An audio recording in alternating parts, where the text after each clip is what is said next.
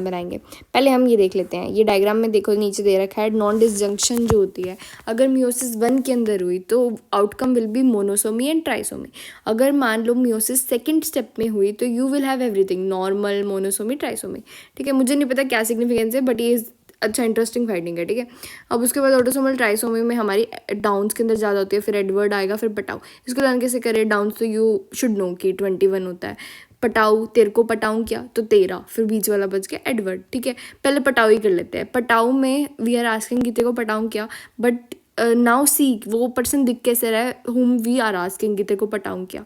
उसके अंदर ना सब कुछ हमारा मिड लाइन डिफेक्ट हो जाता है, सब कुछ कोलैप्स कर जाता है। आँख 2 की जगह 1 बन जाएगी, दिमाग पूरा 1 बन जाएगा, लाइक बीच में जो हमारा वो होता है ना कि लेफ्ट ब्रेन राइट ब्रेन सब 1 हो गया। एप्लेजिया क्यूटीज हो गया। ठीक है, उसके बाद aplasia cutis is also side effect of methimazole. ठीक है, याद रखना। एंड हमारा हार्ट भी 1 हो गया, सब ऐसे कोलैप्स कर गया। ओम्फेलोसील आ गया बाहर से निकल के। Rocker bottom feet you can see in both Edward and Patau, तो उसको करेक्टरिस्टिक फीचर मत माना। सीवियर आईक्यू डिसेबिलिटी, क्योंकि सब कुछ होलो प्रोजेंसेफिली हो गया ना, तो कुछ है ही नहीं दिमाग में। ठीक है, माइक्रोफ्थेल्मिया हो गया, मतलब छोटा हो गया, सब कुछ 1 हो गया, मतलब 2 आंखों की जगह 1 हो रही है, वो भी fused. You can imagine now, mid line defect होता है ये। ओके, नेक्स्ट चलते हैं। नेक्स्ट होता है एडवर्ड, उसमें रोकर बॉटम फीट मिलेगा हमें, नॉन डिस्जंक्शन होता है ऑब्वियसली, एंड आईक्यू की प्रॉब्लम हो गई। क्लेंच फिस्ट मिलेगा, ओवरलैपिंग फिंगर्स मिलती है, करेक्टरिस्टिक फीचर हो है। एंड लो सेट ईयर्स तो हमारे उसमें डाउन में मिलता है। वीएसडी मिलेगा, हम फेलोसील तो हमें और कहीं पे भी मिल सकता था, तो लो set ear you can remember and VSD you can remember.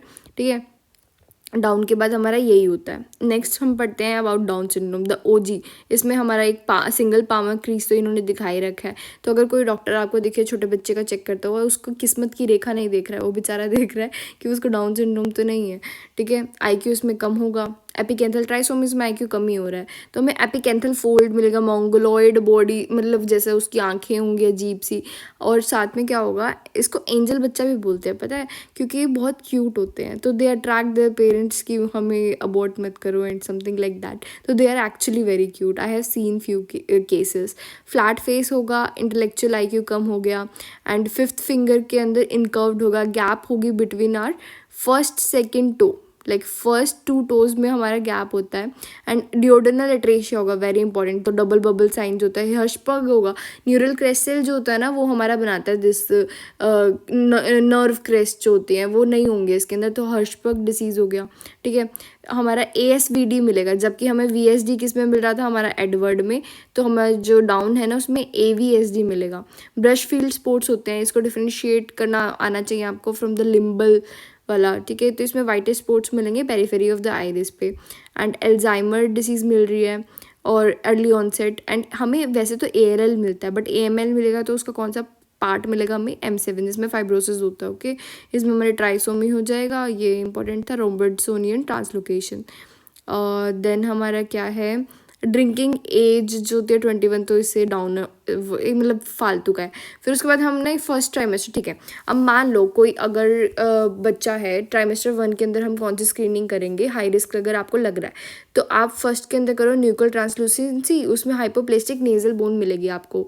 And हमारा कौन सा मार्कर इंक्रीज होते हैं? हाई कौन से होते हैं? HI वाले हाई, तो HCG एंड इनिबिन इंक्रीज होगा। बाकी सब कुछ सब जगह पे कम है, हर एक डिसीज़ के अंदर भी कम है, वो टेबल के ऊपर मैं आती हूँ, बट इसको कंप्लीट करते हैं। हमें अम्बिलिकल हर्निया के रिस्क बढ़ जाएगा। ठीक है, तो advance maternal age risk factor atresia मिलता है हमें, AVSD मिलता है, atrio ventricular septal defect. And Alzheimer disease का ऑनसेट अर्ली होता है, AML ALL मिलेगा।